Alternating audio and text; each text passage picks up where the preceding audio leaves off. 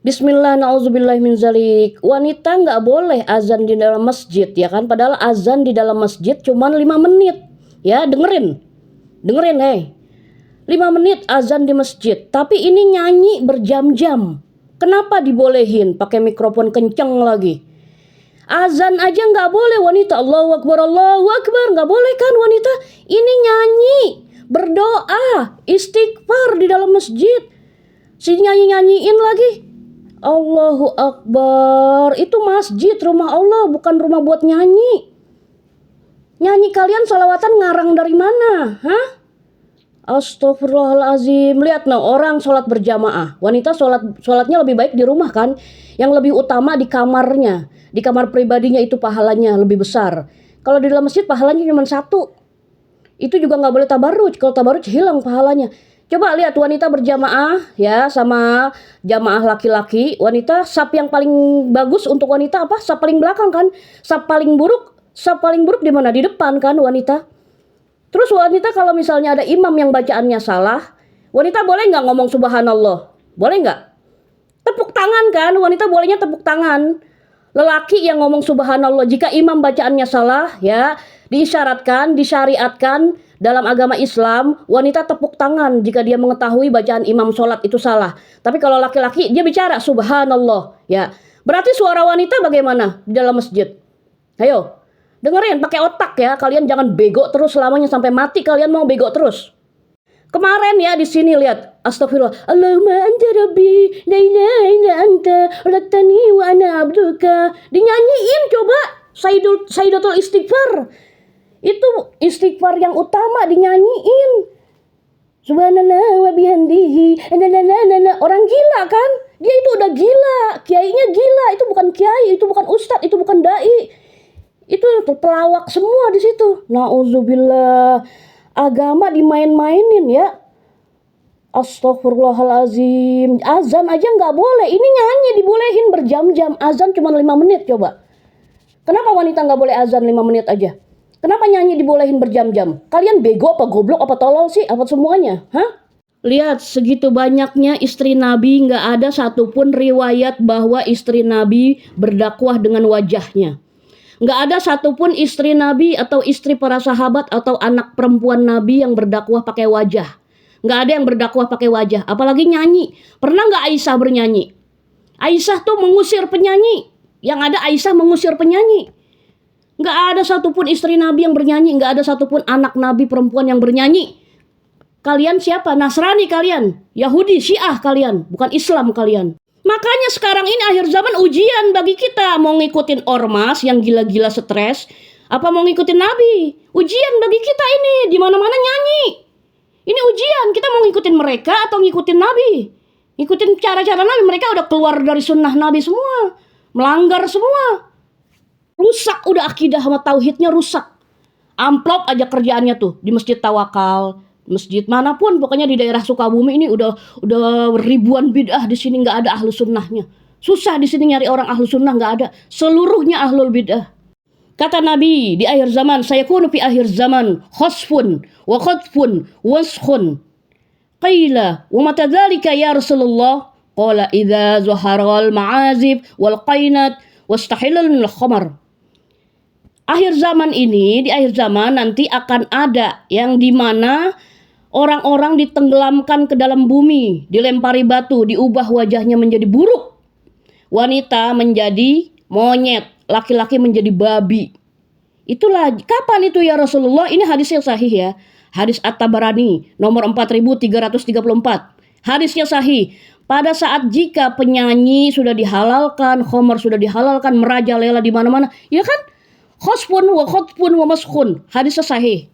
Pernah nggak istri-istri Nabi membaca Asmaul Husna beramai-ramai serentak kayak ibu-ibu gila di sini? Stres. Ibu-ibu jahannam. Qala Rasulullah sallallahu alaihi wasallam, "Ana faradukum 'alal haud." Aku mendahului kalian di telaga Al-Kausar, ya kan? Liyarfa'na ilayya rijalu minkum hatta idza ahwaithu li ana walahum muhtaliju. Nah, isma. Fa'aqul ay rabbi ashabi yaqulu innaka la tadri ma ahdatsa ba'daka.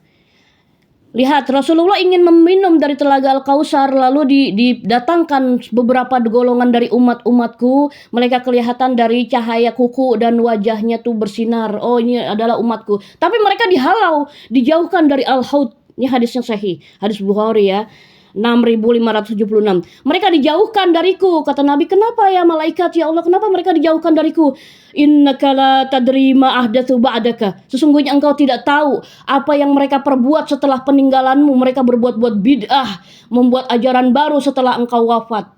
Terus kata Nabi apa? Ya Allah, innahum minni fayaqul innaka la tadri ma ba'dalu ba'dala. Ma ba'dalu ba'daka fa aqulu suhkon kata Nabi.